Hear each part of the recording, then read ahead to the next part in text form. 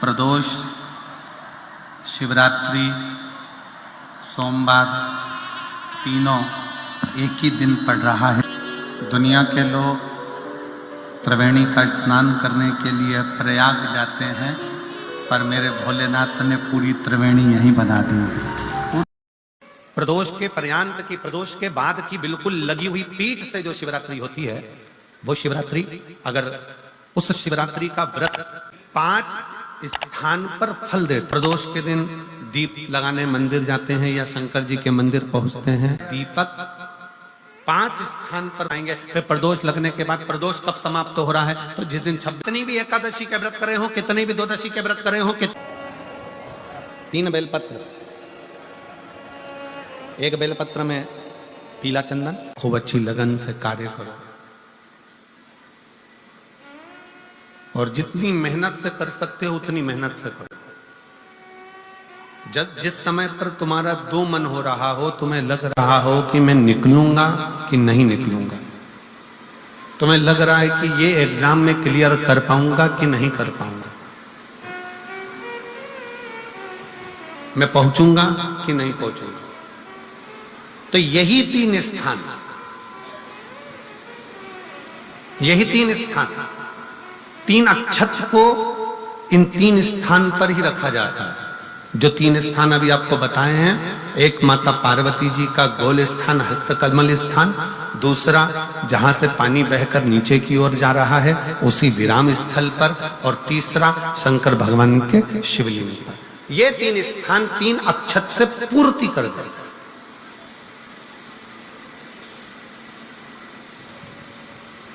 जैसे प्रदोष के दिन, प्रदोष काल में जलाया गया दीप, प्रज्वलित करा गया दीप 5 स्थान पर फल देता है। कितने स्थान पर फल देता है? 5 स्थान पर। आप में से कितने लोग हैं जो प्रदोष के दिन दीप लगाने मंदिर जाते हैं या शंकर जी के मंदिर पहुंचते हैं? बहुत बहुत प्रणाम आपको, साधुता जानना चाहिए। अपना प्रदोष के दिन, प्रदोष काल में लगाया गया दीपक 5 स्थान पर फल देता है। पहला स्थान, अगर हमको या हमारे परिवार में किसी को काल सर्प दोष है तो हमारा प्रदोष का लगाया गया दीपक कहीं पूजन मत कराओ, वो दीप जलाने से ही काल सर्प दोष समाप्त होता चले जाता है। दूसरा स्थान, पितृदोष। अगर किसी ने कह दिया कि तेरे घर में पितृदोष है, तेरे घर में, कई लोग बता देते हैं कि तुम्हारे घर में, कई माताएं पूछती हैं मेरे घर में बेटा नहीं, मेरे घर में 3 बेटी हो गई, 4 बेटी हो गई, 5 बेटी हो गई, बेटा नहीं है, बेटा नहीं, तो किसी ने कह दिया पितृदोष है। अब तुम शंकर जी की पूजन कर रहे हो, शंकर जी पे जल चढ़ा रहे हो, शिव की स्तुति कर रहे हो, तो किसी किसी की यहाँ 3 बेटियों के बाद, 4 बेटियों के बाद, एक माता ने तो लिखा है कि उसके यहाँ 2008 में उसके घर में लड़की ने जन्म लिया था, या 2008 में उसके घर में बच्चे ने जन्म लिया था, लड़की ने। उसके बाद फिर लड़की ने जन्म लिया और उसके बाद उसके घर में कोई पुत्र का योग नहीं बना। तब उसने प्रदोष के समय पर शाम को दिया लगाना प्रारंभ करा और 2008 में बच्ची जन्मी थी और अब 2024 में उसके घर में लड़के ने जन्म लिया। –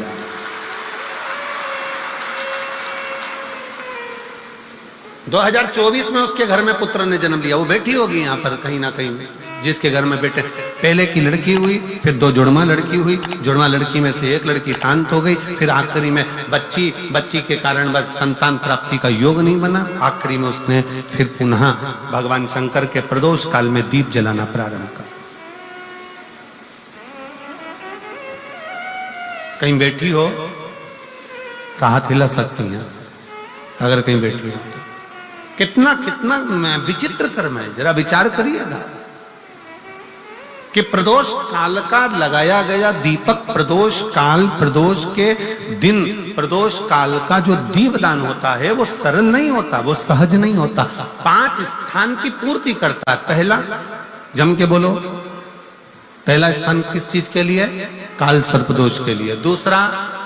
पितृदोष, कैसा भी तुम्हें कोई पितृदोष बता दे, कितना भी तुमसे कोई कह दे कि तेरे घर में पितृ का दोष है, तेरे घर में ये दोष है, अगर आप प्रदोष के दिन, प्रदोष काल में अर्थात सूर्य अस्त के समय के 2:45 तक का जो समय होता है, 2 घंटे के समय का, उसके अंतर्गत अगर आप प्रदोष काल के समय में भगवान शंकर को दीप लगाने के लिए अगर पहुंचे हो तो वो आपको फल देगा ही, पितृ दोष का निवारण होगा ही, चाहे तुम कुछ करो चाहे मत करो, वो पितृ की शांति करा दे। दूसरे नंबर पर है पितृदोष, तीसरे नंबर पर है वास्तु दोष। हमारे घर का अब एक बहुत सावधानी से श्रवण करने वाला विषय है।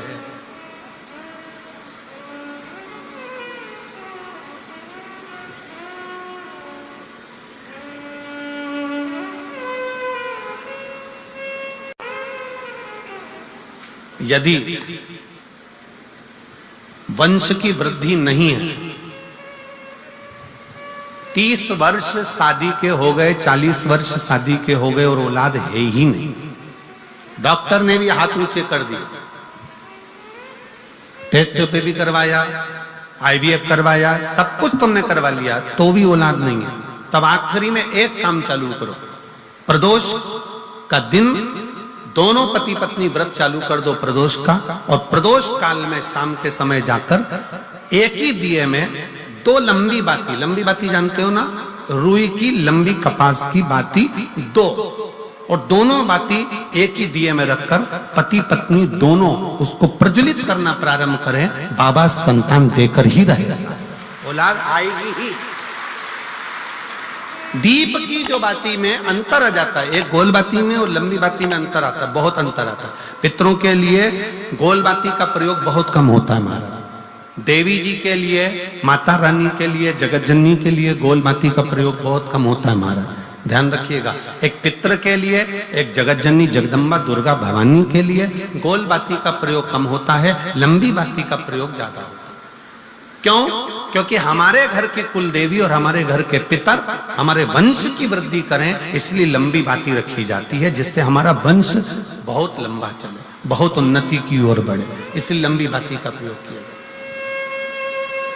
शिव महापुराण की कथा कहती है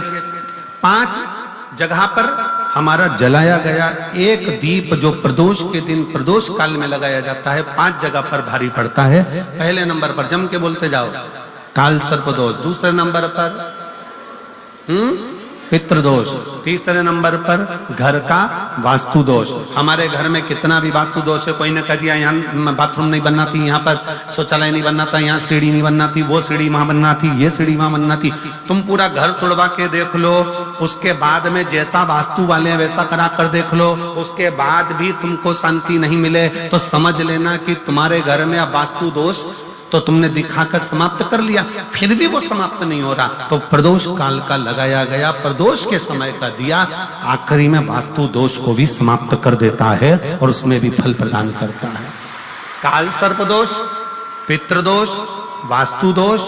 चौथे नंबर पर 1 रुपया कमाया, 1.25 रुपए खर्च हुआ, पैसा आया गया, ये चौथे नंबर का व्यापार में थोड़े दिन दुकान अच्छी चली, थोड़े दिन बैठ गए, थोड़े दिन काम चला, थोड़े दिन बैठ गए, गाड़ी चली थोड़े दिन फिर बैठ गए, अर्थात हमारी फैक्ट्री थोड़े दिन चली फिर बैठ गए, कहीं ना कहीं तकलीफ, थोड़े दिन खाते थोड़े दिन रोते वाला चल रहा है। तो प्रदोष काल का, प्रदोष के समय का दिया इस दुख को समाप्त कर कर रेगुलर एक जैसी सांझी, एक जैसी लक्ष्मी की वृद्धि करते चले गए, प्रदोष काल का दिया।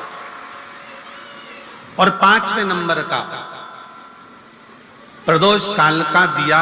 प्रदोष समय का दिया 5वें नंबर पर रोग का निवारण का,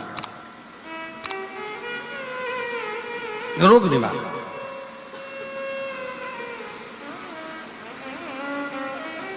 ये 5 स्थान जो बताए गए हैं प्रदोष काल के दिन, प्रदोष के दिन दीप प्रज्वलन के। और अब की बार की जो शिवरात्रि आ रही है, बाबा देवाधिदेव महादेव की बड़ी कृपा है उस पर, बहुत करुणा। 25 तारीख को प्रदोष और 26 तारीख को शिवरात्रि। अब जरा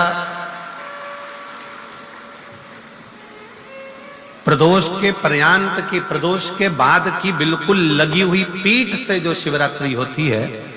वो शिवरात्रि अगर उस शिवरात्रि का व्रत, साधना, तप, भजन, संसार का मनुष्य कर लेता है तो जिंदगी में उसने कोई व्रत किए ना किए हो, अगर एक व्रत शिवरात्रि का, प्रदोष की पीठ से लगी हुई शिवरात्रि का अगर कर लेता है तो उसको पूरे जीवन के व्रत का पुण्य फल प्राप्त हो।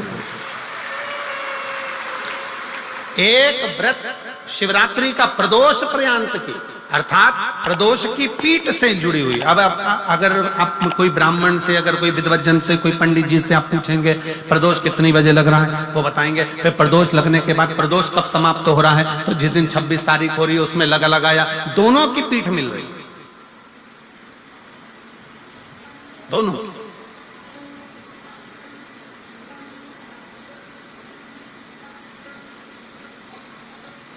करो व्रत। आपने कितनी भी एकादशी के व्रत करे हो, कितनी भी द्वादशी के व्रत करे हो, कितनी भी चतुर्थी व्रत करे हो, कितनी भी तीज व्रत करे हो, कितनी भी अष्टमी का व्रत करा हो, कितनी भी नवरात्रे के व्रत करा हो, कितनी भी तीज का व्रत करा हो, चाहे दुनिया के कितने भी व्रत आपने करे हो, अगर आपने एक महाशिवरात्रि का व्रत नहीं करा तो कोई व्रत का पुण्य फल आपके खाते के अंतर्गत आ नहीं पाता। शिवरात्रि के व्रत की इतनी मूलता है। पर एक निवेदन है, अगर कोई बुजुर्ग है, कोई बीमार है, कोई बूढ़ा व्यक्ति है, बहुत बीमार है, तो उसको निवेदन है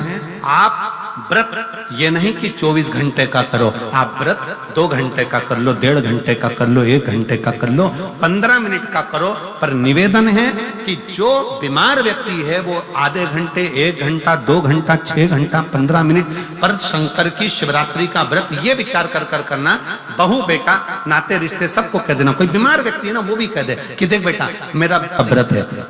तो घर के लोग कहेंगे पापा आपकी तबीयत खराब, मम्मी आपकी तबीयत खराब, दादी आपकी तबीयत खराब, आप व्रत कैसे कर रही हो, बच्चे की व्रत, बच्चा कैसे व्रत कर रहा है, तो कह देना मेरा 2 घंटे का व्रत है, 2 घंटे मैं बाबा का नाम लेकर, जल चढ़ाकर, जल का आचमन कर कर मेरे बाबा की भक्ति कर लूं 2 घंटे की, मेरा व्रत पूर्ण हो जाएगा। मैं व्रत कर रहा हूं, आधी में पुनी। तुलसी बाबा कहते हैं थोड़े में बहुत होता है। आपके व्रत, अगर कोई बीमार है उसके लिए, अगर कोई कष्ट है शरीर में उसके लिए ऐसा व्रत है, बाकी के सभी के लिए तो वही व्रत शिवरात्रि का पूर्ण व्रत है जिसमें भगवान शंकर की विरल भक्ति को हम प्राप्त करें।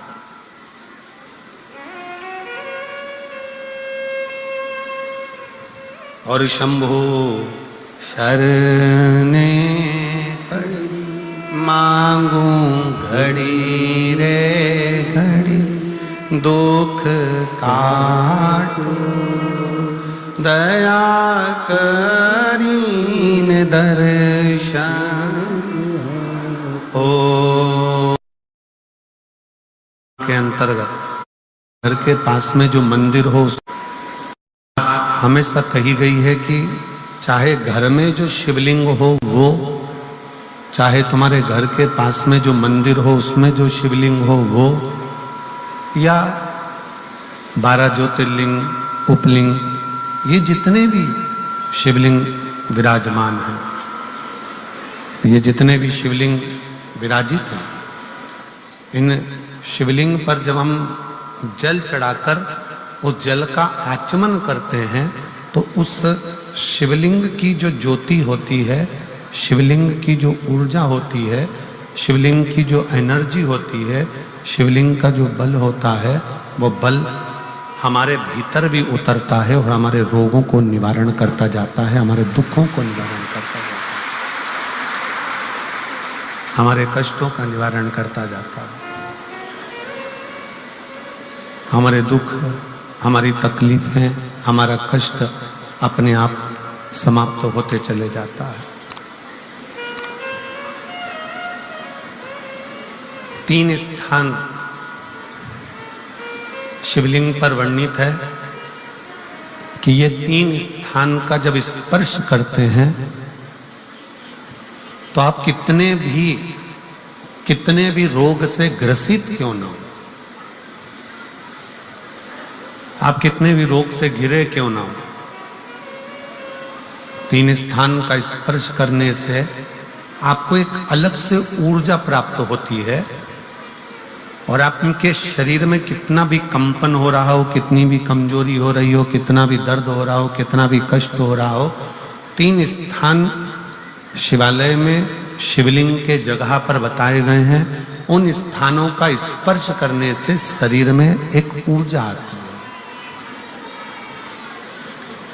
शरीर में एक बल उत्पन्न होता है, एक ऊर्जा आती है। शरीर के अंतर्गत एक ऊर्जा का संचार होता रहता है। अब उस शिवलिंग को अपन समझें, सभी लोग जरा स्मरण करेंगे। शिवलिंग के अंतर्गत 3 स्थान ऐसे बताए गए हैं जो हमारे को एक बल देते हैं, हमारे भीतर की ऊर्जा उत्पन्न करते हैं। हमारे अंदर कितनी भी कमजोरी होगी, अगर आपने वो 3 स्थान पर